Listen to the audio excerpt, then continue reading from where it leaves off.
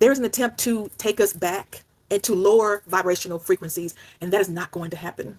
Healing is a continuum. And what I've learned and noticed on my journey, my spiritual awakening began in 2020, I realized how painful it was and is to sit in the discomfort of that healing. It is much easier to be asleep, to be an NPC, as they say, to navigate the world and just not be aware of what is happening. That is how we lose our humanity, when we disconnect from one another. Community has the word unity in it for a reason. It is a collective energy exchange to increase the collective consciousness to a higher frequency. But those that seek to keep us in our lower egoic minds, fear, fight or flight, I gotta just survive. Those that are doing that by intentionally pushing things out constantly, every day, throughout the day, pulling us into this despair, which takes from our life force energy and it shrinks our light because we are in survival mode. So we are pulling on our own light in order to survive, and our ego takes over, and we don't have the cognitive ability to think in order to resist. Audre Lorde says, joy is an act of resistance. Joy is an act of resistance, and so is rest. So we are not going to feel guilty about listening to our bodies and knowing when it's time to rest either. This is not about self-sacrificing ourselves. No, no, no. Everything is in balance. Everything is in balance. You are here for such a time as this. Your spiritual gifts and your earthly gifts are needed for this time. There is as I said before, a concerted effort to drain our life force. And this is not fear-mongering at all. This is acknowledging spiritual warfare and acknowledging what is out there so that when we encounter situations, we can respond in a way that we are the calm in the storm. We are the calm in the storm. And we are in the storm right now. And sometimes we are the storm. Globally, we are in the storm. And there are times where we need to be the calm before the storm. And after. But in this space right now, our intention, our understanding, awareness is that we are the calm in the storm. You are the lighthouse. Our community is the lighthouse. You draw people to you. You draw darkness and light to you. You need to know and discern when to give your energy to which you are attracting, to what you're attracting. You are the lighthouse. You are the lighthouse. Please know that about yourself. We're going to attract people who want to consume and drain our energy because they see the light in you. They see the light in you. You emit a light and you don't even know it most of the time. People feel you when you walk into a room. You shift the atmosphere when you talk or in your silence. Taking up space and just being present is an energy. People have stayed with you only to consume that energy.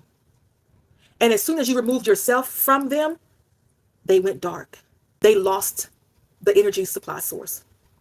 The challenge with empaths and light keepers is knowing when to unplug from spaces that are not helpful for us. Self-sacrificing is not what we do. It is an opportunity for us to exhibit self-care. And oftentimes it's very hard for us. It's hard for me, but I've gotten a lot better. There are going to be times when we cannot hold the light consistently. We give ourselves that grace and know that we are not perfect because we are human.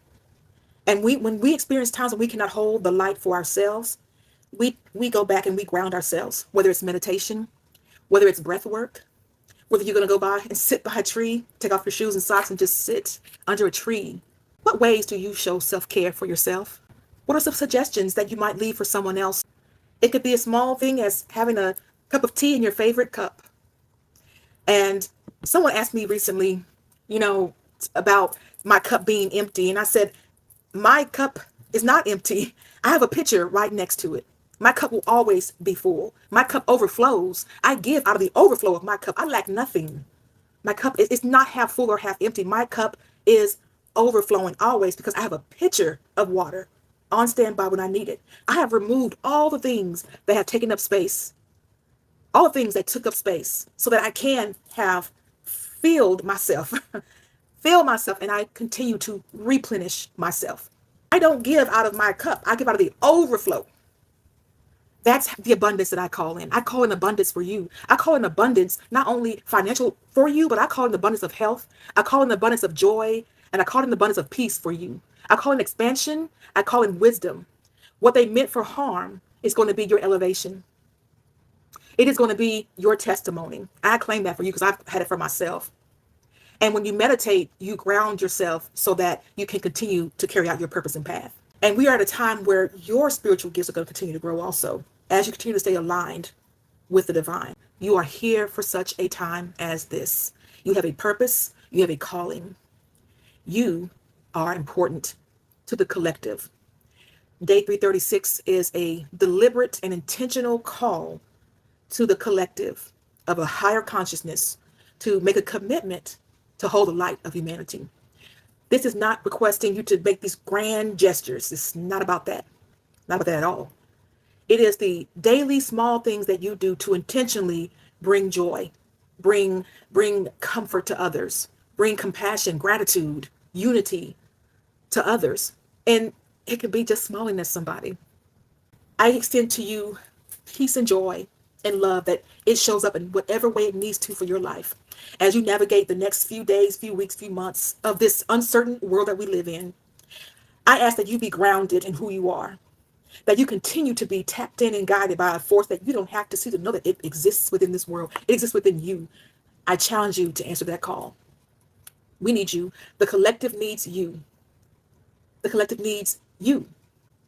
We are being called at such a time as this to raise the collective consciousness, and it will not be stopped. It will not be stopped, no matter how it looks. Darkness will never win. We will always be in balance.